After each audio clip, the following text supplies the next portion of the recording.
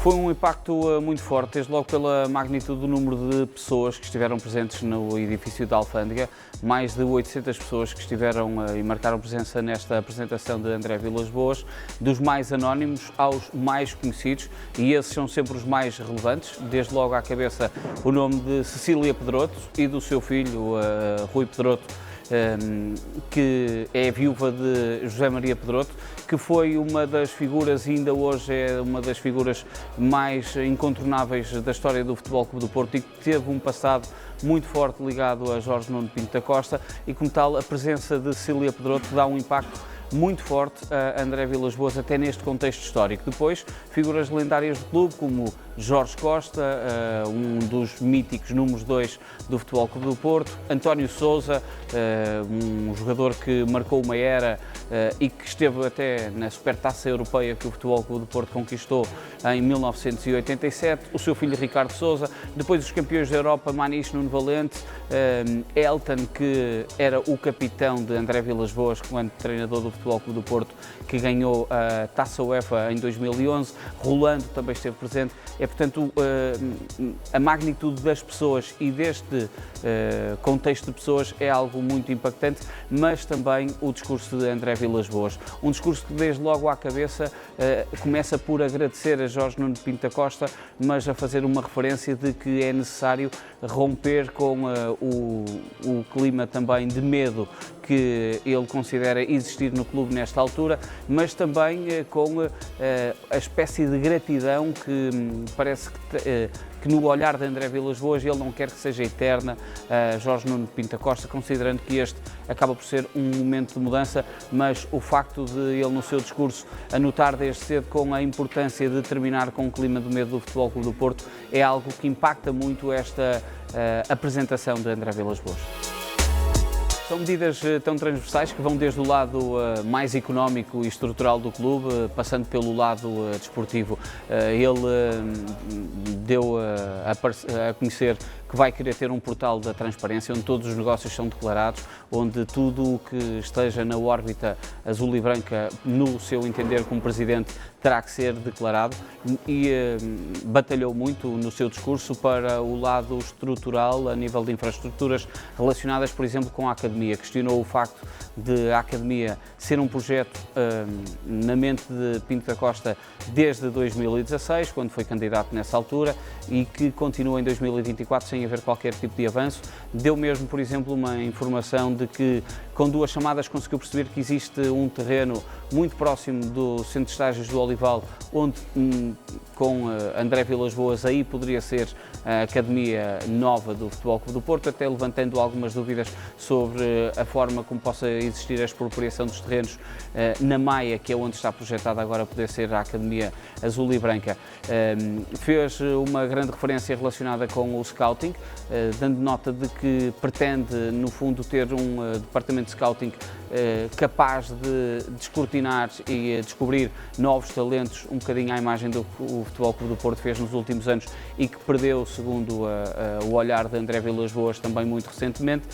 Ele pretende ter essa reformulação da área de scouting e depois também o lado mais eclético, com a aposta forte no futebol feminino. Ele deu mesmo a entender de que em curto prazo ele quer ter todos os escalões do futebol feminino e poder ser essa uma das suas bandeiras, tal como a criação da modalidade futsal, que foi algo que os adeptos do Futebol Clube do Porto sempre pediram ao longo dos últimos anos e que nunca acabou por acontecer. Uma nota importante pelo facto de André Vilas-Boas, nesta apresentação, quis elencar todas as suas medidas, quis elencar o seu projeto, mas não elencou nomes, dando no fundo aqui um olhar à frente sobre essas figuras que vão pertencer à mesa da Assembleia Geral, ao Conselho Fiscal e a toda a estrutura que ele pretende também na sua área diretiva.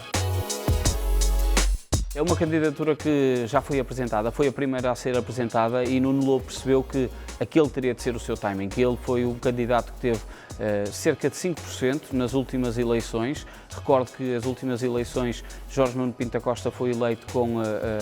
pouco mais de 70%, sendo que cerca de 25% acabaram por ser, ou menos de 70%, e cerca de 25% pertenceram ao outro candidato, José Fernando Rio, e cerca de 5% a Nuno Lobo. E, portanto, Nuno Lobo percebeu que ele teria de entrar mais cedo nesta corrida e fazer, no fundo, também o barulho da sua candidatura mais cedo. Recentemente apresentou cerca de 300 medidas num projeto assente em 4 vetores. No entanto, é uma candidatura que, com a presença de 2 nomes tão fortes como Jorge Nuno Pinto da Costa e de André Vilas-Boas, pode perder aqui um espaço de manobra bastante grande. No entanto, a forma como o empresário da cidade do Porto tem falado dá nota de que é uma candidatura para ser levada até ao fim, e é uma candidatura que distribui o seu eixo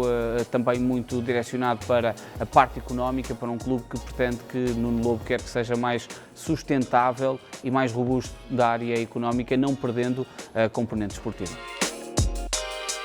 Olhando a todo este barulho, eu diria que Pinto da Costa já deveria ter apresentado a sua candidatura. No entanto, é compreensível que, enquanto presidente no ativo do Futebol Clube do Porto, use, no fundo, a sua estratégia que tem usado ao longo dos últimos anos e, portanto,